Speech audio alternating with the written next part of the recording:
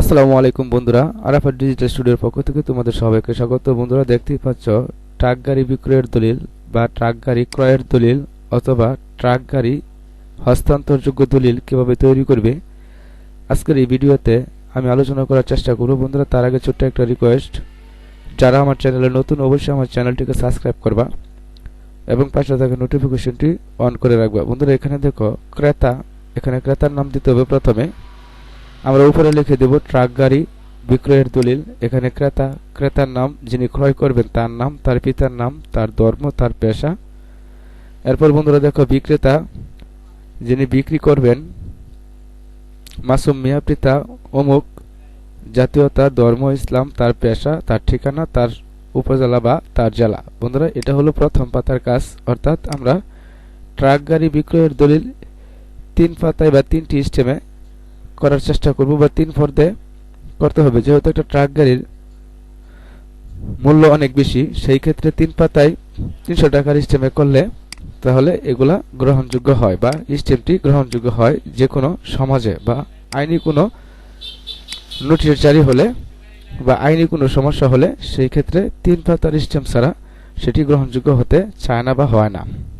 বন্ধুরা, এটা হচ্ছে ট্রাক গাড়ি বিক্রয়ের দলিল প্রথম পাতার কাজ। আমরা দ্বিতীয় পাতায় চলে যাব। বন্ধুরা, এখানে দেখো দ্বিতীয় পাতা, এখানে বলা হচ্ছে আমি দলিলদাতা, আমার একটি ট্রাক গাড়ি যাহার রেজিস্ট্রেশন নাম্বার, এখানে ঢাকা মেট্রো, এখানে নাম্বার, এখানে চেসিস নাম্বার দিতে হবে। বন্ধুরা, ইঞ্জিন নাম্বার দিতে হবে।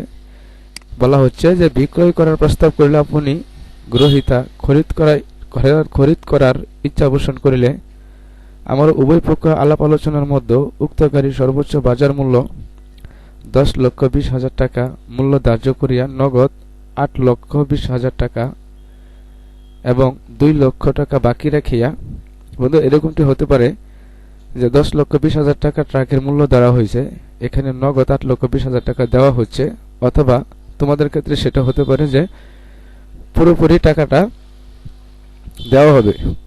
এটা যেহেতু 2 লক্ষ টাকা বাকি, এটি এভাবে সাজানো হয়েছে।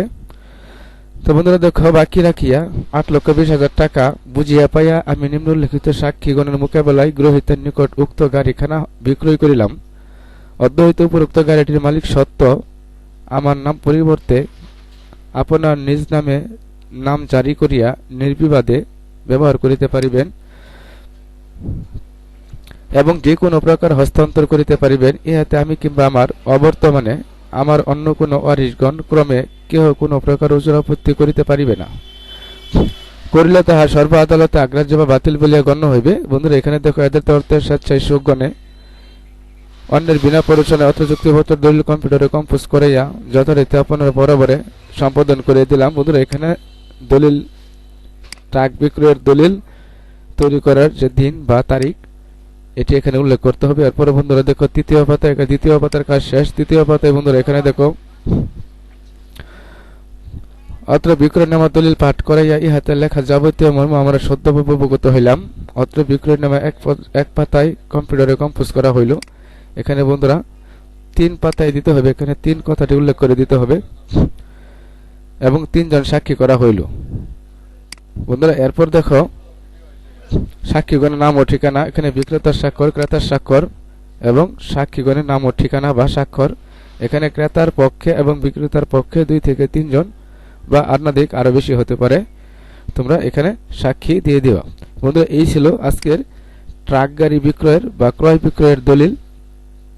যদি বন্ধুরা ভিডিওটি ভালো লাগে অবশ্যই চ্যানেলটিকে সাবস্ক্রাইব করবে এবং পাশে থাকা নোটিফিকেশনটি অন করে রাখবা এবং কমেন্ট বক্সে কমেন্ট করে জানাবা। আমি তোমাদের কমেন্ট অনুযায়ী ভিডিও তৈরি করার চেষ্টা করব। সবাই সুস্থ থাকবে, সুন্দর থাকবে। আসসালামু আলাইকুম ওয়া রাহমাতুল্লাহি ওয়া বারাকাতুহু।